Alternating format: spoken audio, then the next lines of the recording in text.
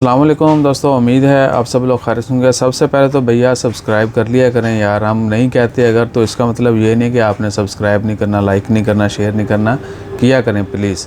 तो हमारी दुआएं आपके साथ हैं, आपको कोई नुकसान नहीं होगा हमें सब्सक्राइब करने से। अच्छा जी, 25 मई है और दिन है आज बुध का। एक तो ये भी कि दुआ आपका ताल्लुक़ किसी भी सियासी जमात से है, प्लीज़ हर चीज़ को साइड पर रख के सिर्फ ये दुआ करें कि कोई भी यानी नागुज़ीर वाक़या पाकिस्तान में ना हो, क्योंकि आज का दिन बड़ा अहम है। अल्लाह ताला सब की खैर फरमाए। बाकी इख्तिलाफ़ात हमारे भी हैं, आपके भी होंगे, सबके हैं, और शायद हम रखना भी चाहते हैं या हम मजबूर हैं कि हमने इख्तिलाफ़ ज़रूर रखना है नहीं हो, लेकिन दुआ करें कि खून खराबा ना हो प्लीज़, दैट्स ऑल। तो बात करेंगे ओमान में एक खारजी को जो है वो तंबाकू, स्पेशली अफजल तंबाकू और उसके अलावा बाकी जो सिगरेट विगरेट हो गया और जो और चीज़ जिसके ऊपर रिसेंटली पाबंदी लगाई गई थी वो है नस्वार, तो उसको ये सब बेचने पर जो है गिरफ़्तार किया गया, 1000 रियाल जुर्माना, और उसको डिपोर्ट किया जाएगा। आपको ये बता दें चीज़ कि बहुत कम केसेस ऐसे हैं अगर कोई बंदा पकड़ा जाता है इन केसेस में तो उसको बचा लिया जाए, वरना डिपोर्ट उसका लाजम है।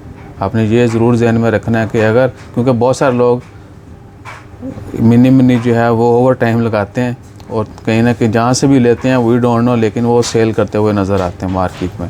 एक तो आप रिपोर्ट करें उनको या उनको ख़ुद भी समझाएं, अगर वो नहीं समझते तो रिपोर्ट करें और ऐसे लोगों से ताल्लुक़ भी मत रखें, ठीक है। और दूसरा, जो बंदे इन्वॉल्व हैं, हो सकता है बहुत सारे लोग देख भी रहे होंगे, सुन रहे होंगे, उनसे भी रिक्वेस्ट है कि आपने जहन में रखना है कि जुर्माना भी होगा, जेल भी होगी और डिपोर्ट किया जाएगा। यानी अगर आप मेहनत मजदूरी से कुछ करके कमा रहे थे, आप उससे भी जाएंगे, आपको डिपोर्ट कर दिया जाएगा, जहन में ज़रूर रखिएगा।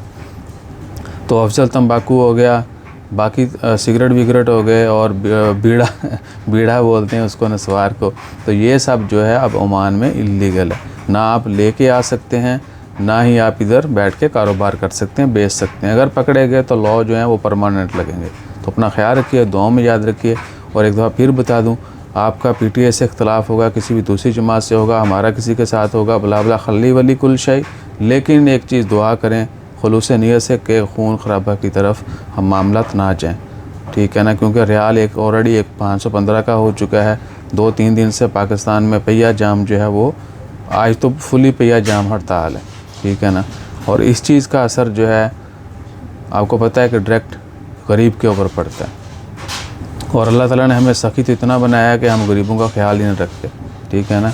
लिहाजा दुआ करें कि खून खराबा ना हो, जल्दी मामला वापस रूटीन पे आएँ और हर कोई अपनी रोज़ी रोटी पे लग जाए। जज़ाकल्लाह।